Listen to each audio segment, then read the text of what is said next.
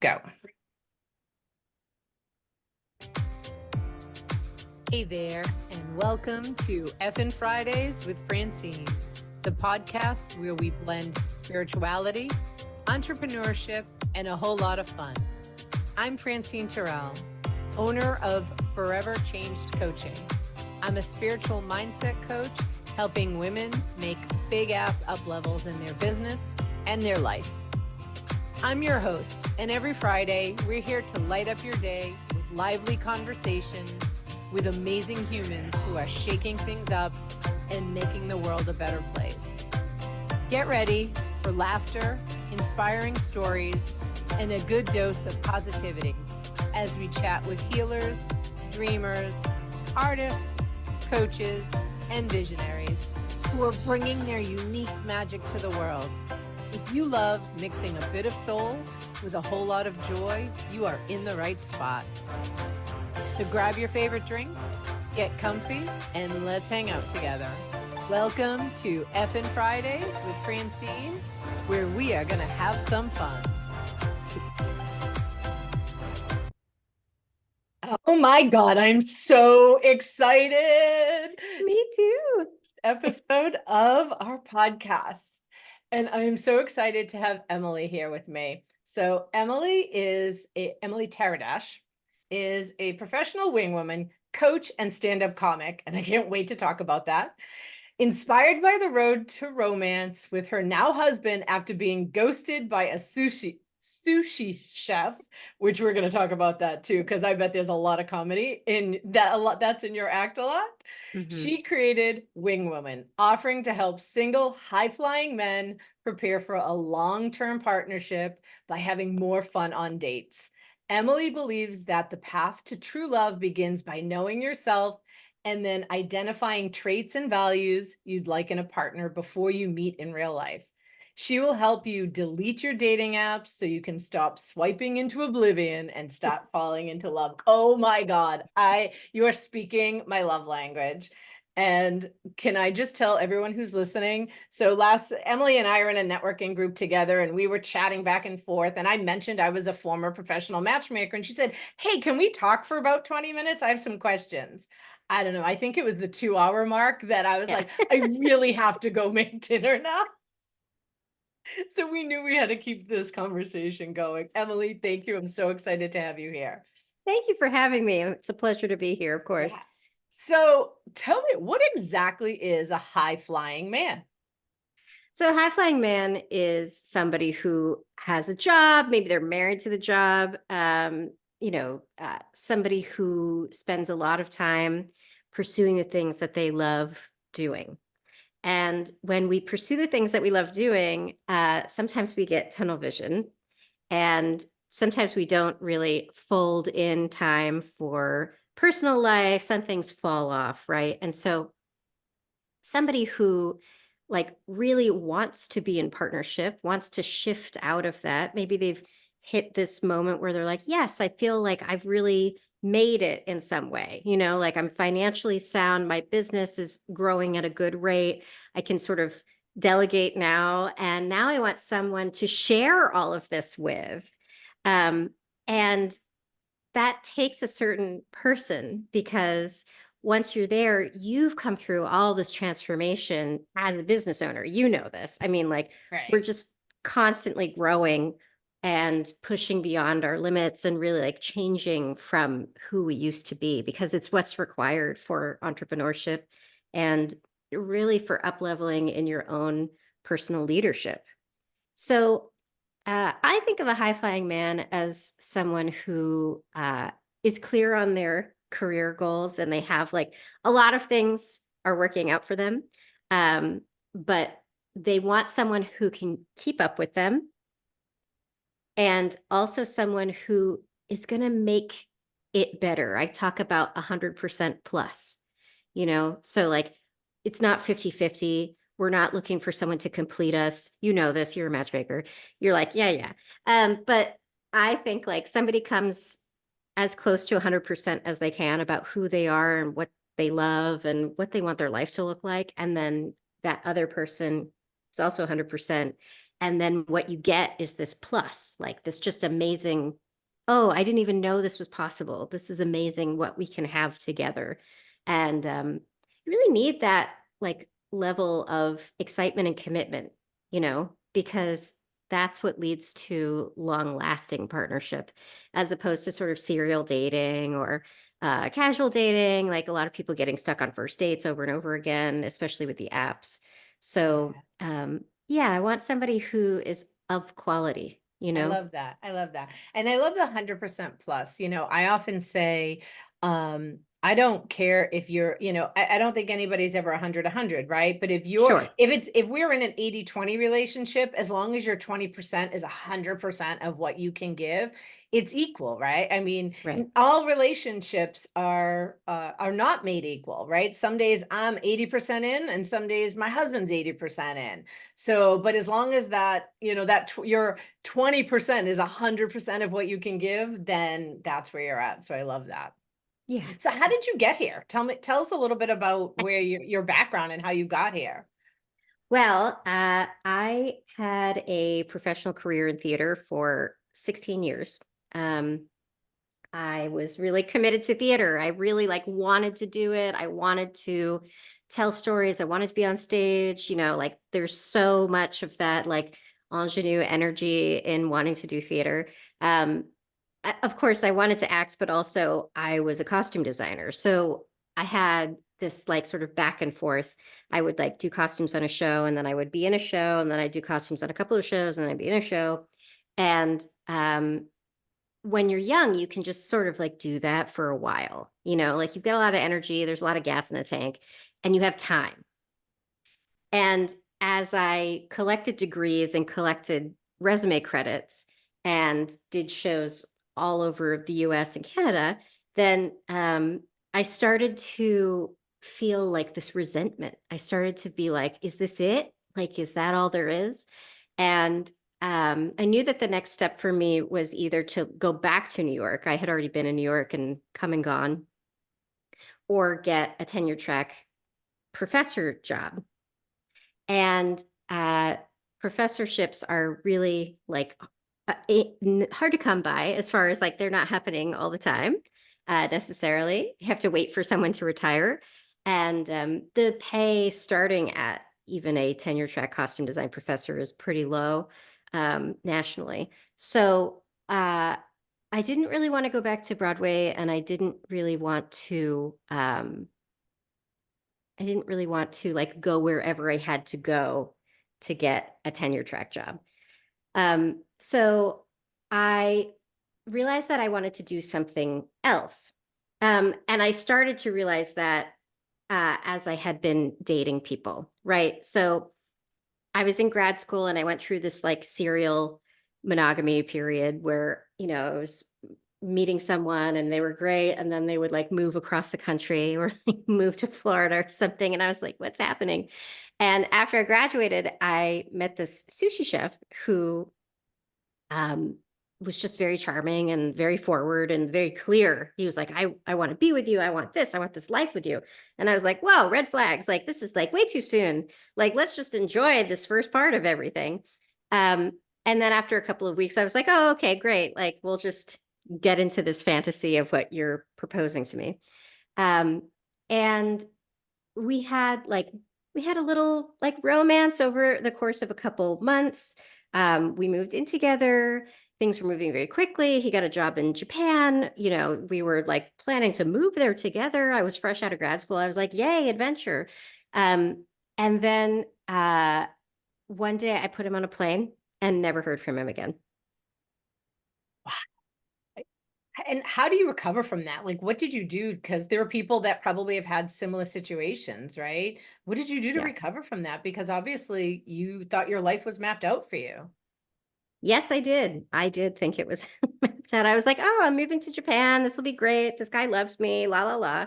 And then that just wasn't so. So I was very lucky to have family who was supportive, and everybody gave me space to sort of heal and recover. The thing that was actually most upsetting was that I didn't have any work lined up. Mm. Because you had a I did, plan. You were going to Japan. yeah, I was going to Yeah. Japan. So I was like, oh, I'll just see what happens, Um, but no, I didn't have anything lined up for the first time in years. And so it was sort of that pandemic feeling, like when it was like, oh, it's 2 weeks. And then like, we just don't know like when that's going to end, like the bottom never came out. Right. So I was just like facing this long year of total openness. And I realized that, first of all, he wasn't the love of my life. So, like, that was okay. Because honestly, someone who truly loved me wouldn't have done that to me. Right. Um, and I was able to know, like, I didn't do anything wrong. It wasn't my fault. I felt that really deeply in my soul. So I was able to cultivate this compassion for myself, like, hey, you got to believe people. You got to believe people. You got to believe that they're telling you the truth. And I think I was Oprah says that, right? When people show you who they are, pay attention, pay right? attention. Yeah. Yeah. But what do you think that is that makes us want to believe something other than what's being presented to us? Oh, I think we want people to ascend to something, like we want them to improve. And I think that's a very common thing, especially for women, that like, oh, well, he'll change. And no, I mean, the problem with this particular relationship is that he was saying one thing and doing another. Right. So when you're doing that, you're out of integrity, and then you're Right. not really telling the truth. So um it's really hard to be in a relationship with someone like that. Yeah. So that's it was also a gift. Like I I know was it gonna was a say, gift. so what was the gift that came out of that?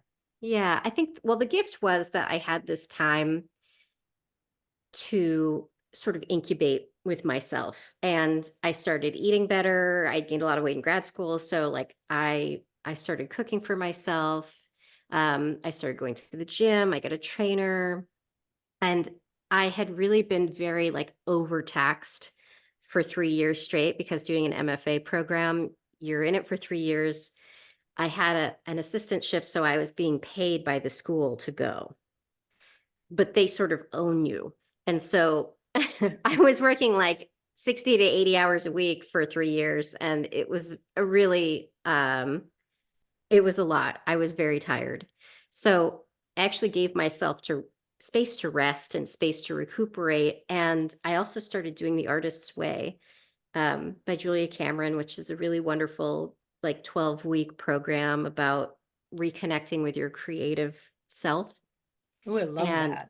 oh, it's a really wonderful text. She really thoroughly believes that everyone is creative and everyone can tap Yeah, into their innate creativity. I love that you say that. I'm shifting my language, but for the last year or so, I have been saying, I'm not creative. I'm not creative. I'm not, and I'm a hairdresser, right? So, I mean, but we get what I've realized, what I've learned is my creativity is so different.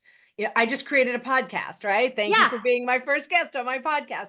But you're I welcome. can't draw a piece of art, right? Oh, And I yeah. had to get out of that mindset of what creativity is for me. I create workshops, right? I do create. It's just I'm not sitting down with, paper to pencil, or whatever, ink to blah blah blah, right? But I had to really get clear on and stop saying I'm not Yeah. creative, right? Because we all are, but I had to be okay with what my creativity is. So, yeah. Yeah, absolutely. And the book is really great for that because she's actually taking it from a writer's perspective. And so it's all about like getting into the words and just like letting yourself flow with words. But, as someone who's trained in drawing and painting, I actually had to sort of like alter it a little bit and get more into writing. But it was so healing. And it really gave me like the space to express myself fully. I had a lot of anger to move. Um, Sure. and then slowly I started acting again. So I was in a show at MIT, and I would drive back and forth from Rhode Island to Cambridge, and I knew how to do that. So I sort of gave myself a schedule, but I didn't rush to get back into work. Um, I really like gave myself a sabbatical to heal. And I know that a lot of people don't have the luxury of doing that. Um, and I didn't know how long I could do it for. So I was like, as long as I can do this, I'm gonna just try Right. to live live moderately and give myself what I need, but not overdo it with Yeah. expenses. I love that. One of the things that I shared in your bio is that you believe that the path to true love is by knowing yourself, right? Yeah. So I'm a former matchmaker and a former date and relationship coach, but I still teach workshops on relationship because it's not about the other person. And No. so often, I taught a workshop last year on how to manifest your partner, and all these people showed up and they were like, all right, tell me how to get the person. And I was like, so this has nothing to do with the other person. This is all about you. And they were all like, wait a minute, what did we just sign up for? Right. So tell me, like, I'd love to hear your perspective of that, because it really Mm. is never about the other person. Oh yeah. I mean, I think that I was sort of stuck in this loop of people pleasing in my relationships, and that was really deep. It wasn't necessarily like a front of mind, like, oh, I'm people pleasing now. Right. Ha It ha ha, never you know? is. Yeah. Right. And so like really getting into stillness and being with myself Yeah. and accepting myself as I was, as I was healing through this and having all sorts of different feelings and not knowing what was next and, feeling really insecure about a lot of things and just letting that be okay. Mm. And really like working on the self acceptance of like, this too shall pass. This is where I'm at right now. This isn't a life sentence. This is a chapter. This is a season. Um, and allowing myself to also like be wintering. So during this time, I got to spend time with my family, and my dad had a couple of trips lined up. And so I got to travel with him, which was wonderful. Nice. But he gave me this like great nugget while we were traveling together. And I think anybody who can travel with their parents one on one, if you can just do a trip one on one with them, it's so amazing. Somewhere that you both are like excited to go, Sure. ideally. um, but he said, it's better for you to be single for the rest of your life than to be stuck in a bad marriage until you die. Like, And so often people do, yeah. right? They stay. I was a matchmaker for almost 3 years, and often I would ask people, when I was screening for dates for my clients, why did you get divorced? Why did that relationship end? And I probably over 3 years interviewed thousands of people, right? And I don't know the exact percentage, but my own mathematical genius is going to say 1 to 2% of the people say it's due to infidelity or addiction or something significant, right? The rest of them just say, we just had nothing in common anymore. We Mm. just did, and to me, relationships are work, right? You don't just say I do and then happily ever after, right? Really, I Right. mean, I've been with my husband 25 years, we've been married 23, and it's work to stay connected and committed. And some days it's easier than others, right? But Yeah. we both know that if we end, we're just going to repeat the patterns because we know it's ours and not the other person, right? So Right. sure, we can walk away, but we like each other. So let's work through this stuff here, right? Because it's not about the other person. It's really Right. your traumas, and not I'm not talking big T traumas, right? Right. The little stuff that Little T really dramas. sets us Yeah. off. So, how do you work with your clients to help them get into relationship with themselves? Well, uh, I help them. I mean, really, like my dad's nugget of wisdom was like Yeah, inspiration for the it's first beautiful. pillar, So I have a three-pillar system. And the first pillar is, what would your life look like? You come to the end of it and you're very happy with it. If you were never in partnership ever, if it's Mhm. just you, and what would feel really satisfying about your legacy? What are the things you really want to do in life? What are your big goals, your big G goals? Um, and what do you want to be remembered for? And so that really helps them get some perspective, because I think that sometimes we just get so stuck in like right now, the very short term future, or the past.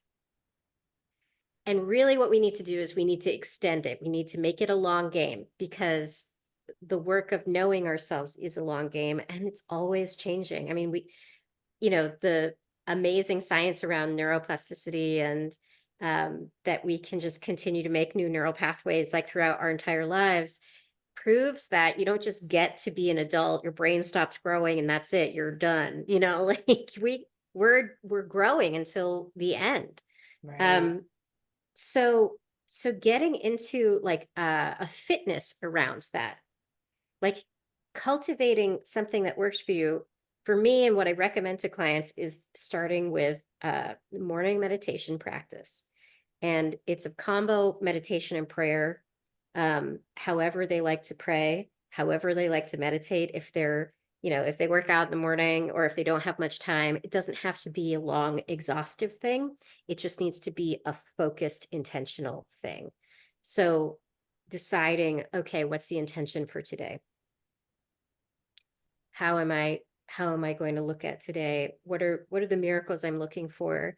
You know, um, and getting a little bit more mindful, a little more curious, a little bit out of the ego, because for people who are high flyers, like they go, go, go, action. I got big Right. dreams, I'm a steamroller, la la. And actually just taking one step back and slowing that down, so that you can really be with the people that you're serving, so that you can be with yourself, and um, training them to sort of pause instead of constantly being in reaction all the time. So that's, that's a huge thing that I work with all of my clients on, Yeah. is like, just add a breath.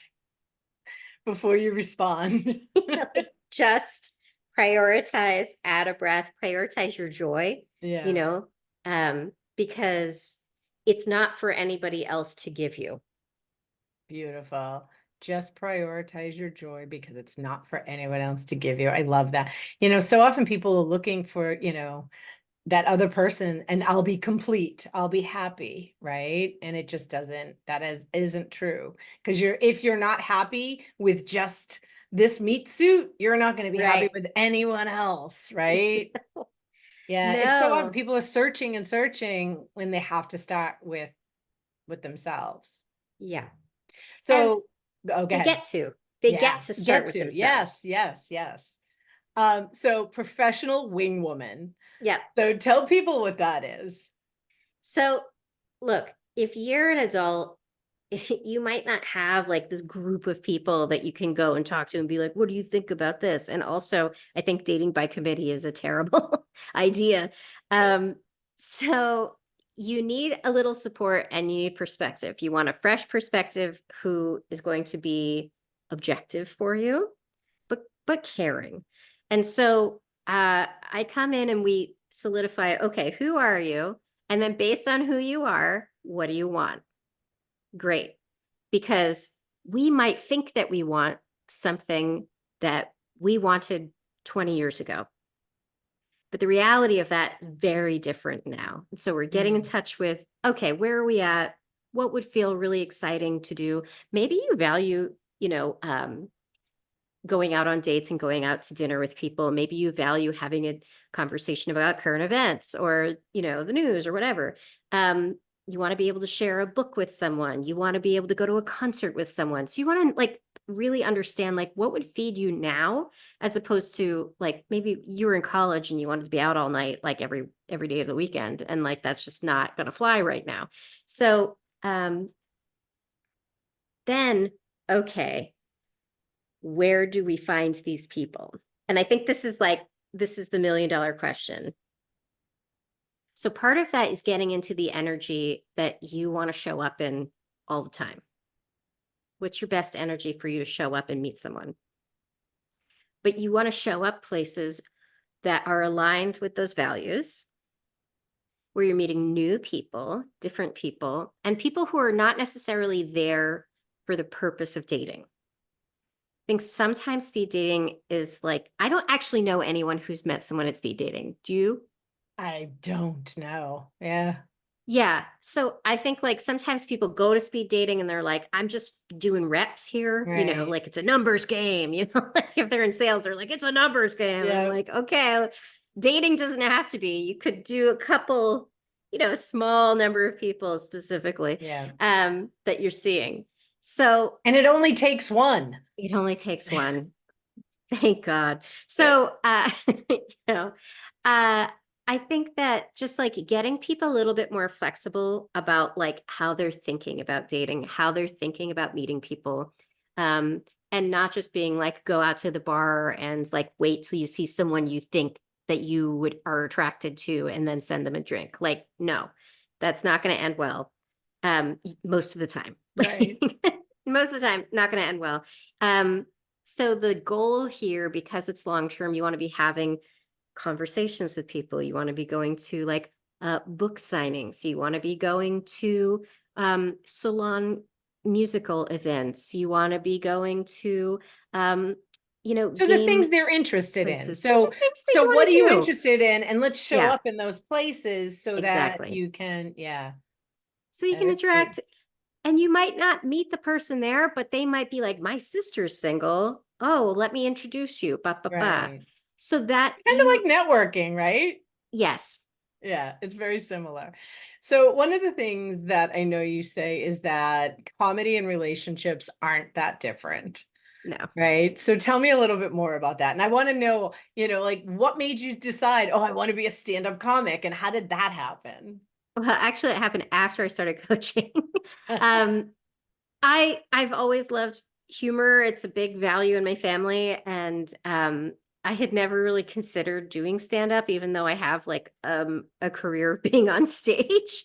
And so a spiritual coach of mine was like, "You're really funny. You should try stand up. Like, have you ever done that?" And I was like, "No." And she's like, "Go try it. Go try it." Um, and I did. I took a class with Poppy Champlin, and I did 12 minutes right out the gate. And usually it's like a type 5. That's like what people start with. Wow. But I had this whole set that I've been working on for a month, And and was the sushi chef part of it? he was not part of it. I was talking more about my husband and Okay. our marriage and all of that. Yeah. But um yeah, it's just really great to be able to read a room.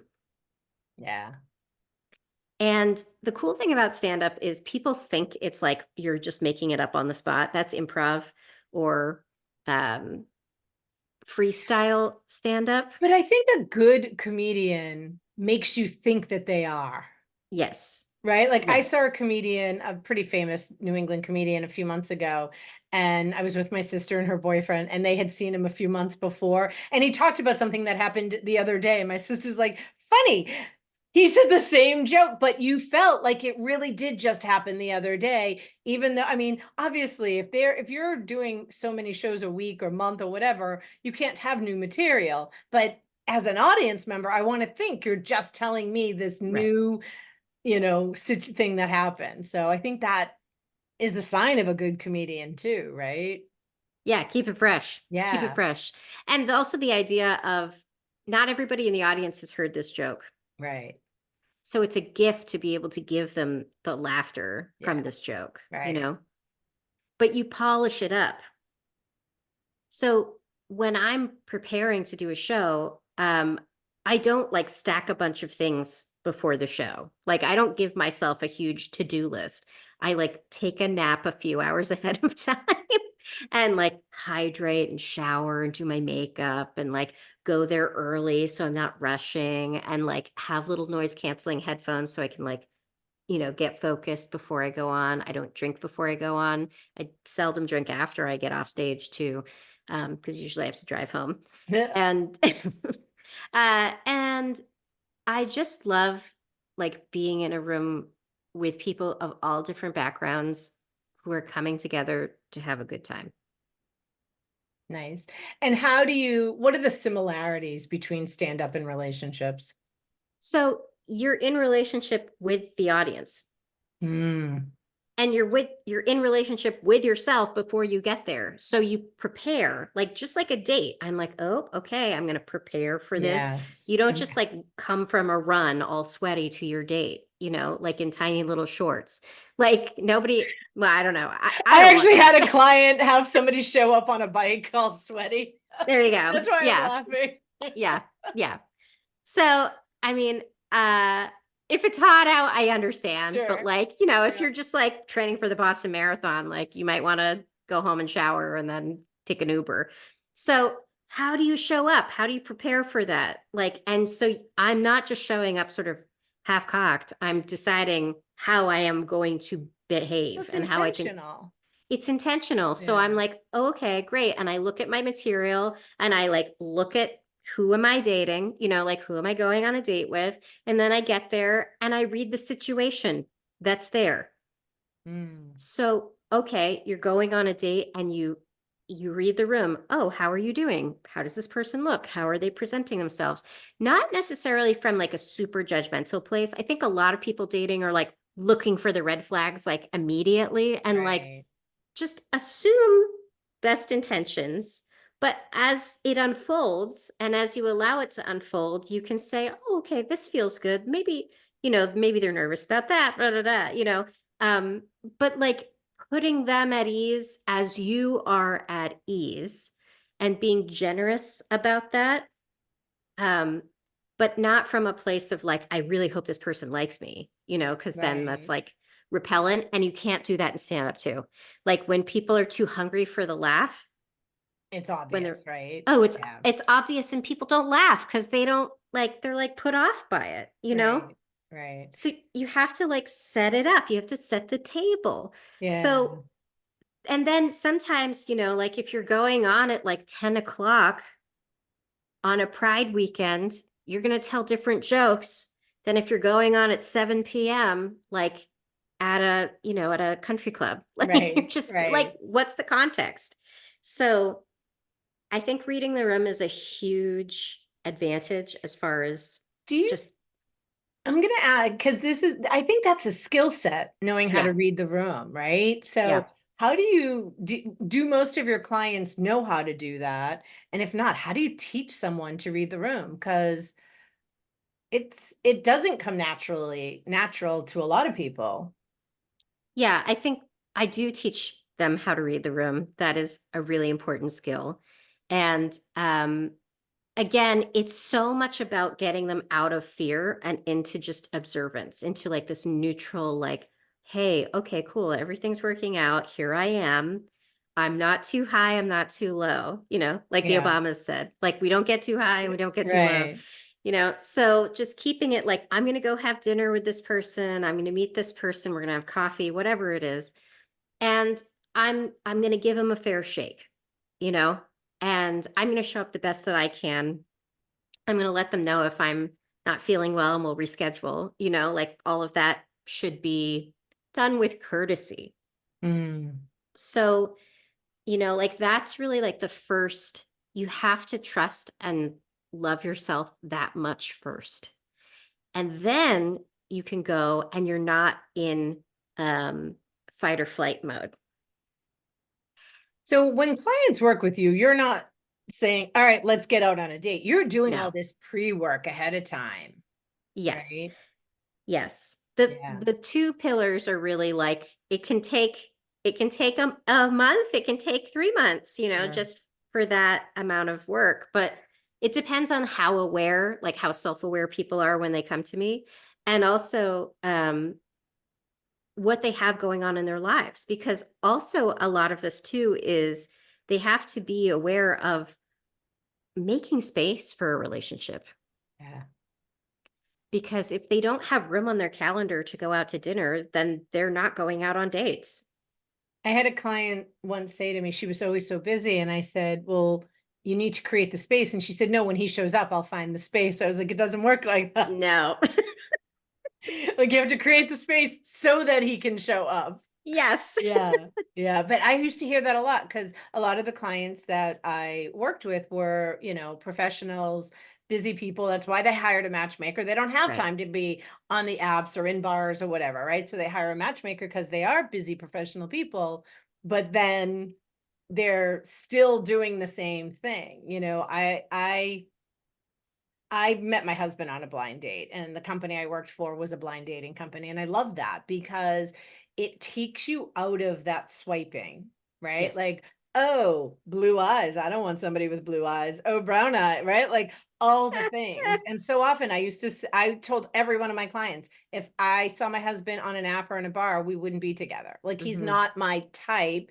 And here we are 25 years later, right? Right. So but that also is part of being in relationship with self. And I was not doing my work back then, but I knew enough to know that all the stories I was telling myself were my stories, right? Yes. So, yeah, Yes. I love that. Yes. Yeah. So, Effin' Fridays with Fran is all about fun and whatever effing else we want it to be. So, tell me, what do you do for fun? What do I do for fun? Let's see, what do I do for fun? I knit, actually. I'm just like an old lady inside. Um, I I used to like I got really into fermentation in the pandemic, like really deep. And I like weird stuff. I like weird stuff. I like to draw. I like to write. So, a lot of creativity. A lot of creativity, like going, I love eating. My husband and I have also like recently started doing pickleball. Like we I'm don't the know only one in how the world not playing pickleball. it's very convenient in the Midwest, but like we have a pickleball court, within spitting distance of where we live, but we have no idea how to play. We just play sort of like low key tennis, like wiffle Yeah. ball tennis, essentially. That's really what it is. Yeah. Um, so yeah, we don't keep score and we just try to get it over the net. And Perfect. that is very fun for us because I can get very competitive and my husband's not competitive at all. And so, uh, I, it's nice to just be able to sort of lob it back and Just forth play. and run around. What makes that fun for you? Uh, there's no losing. Mm, There's no, like, we're just out there. Uh, it's not fun if it's hot. fair. So for us, like, it's Kansas, it's 96 degrees outside. So like we are excited to get up at like 5 in the morning to go play pickleball. Like I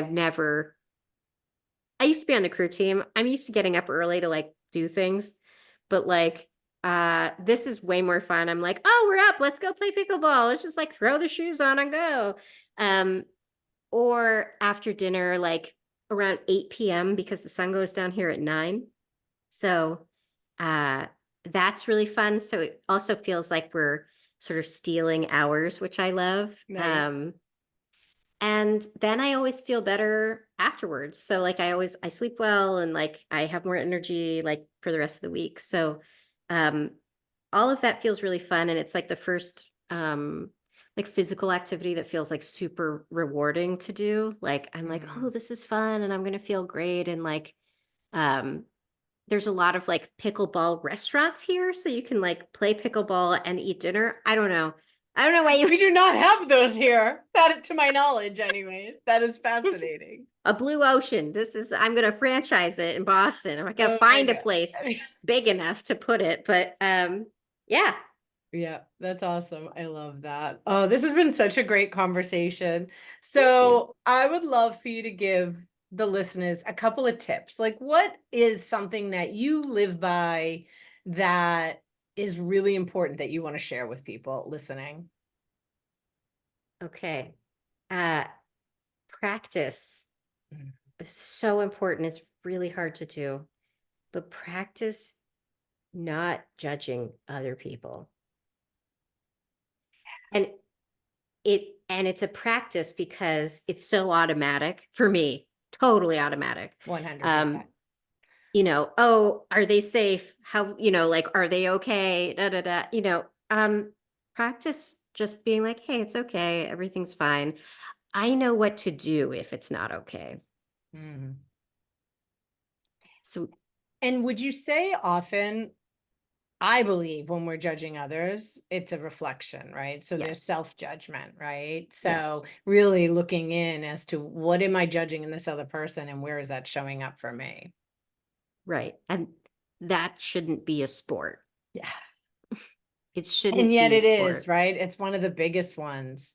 Yeah. Yeah, it really is.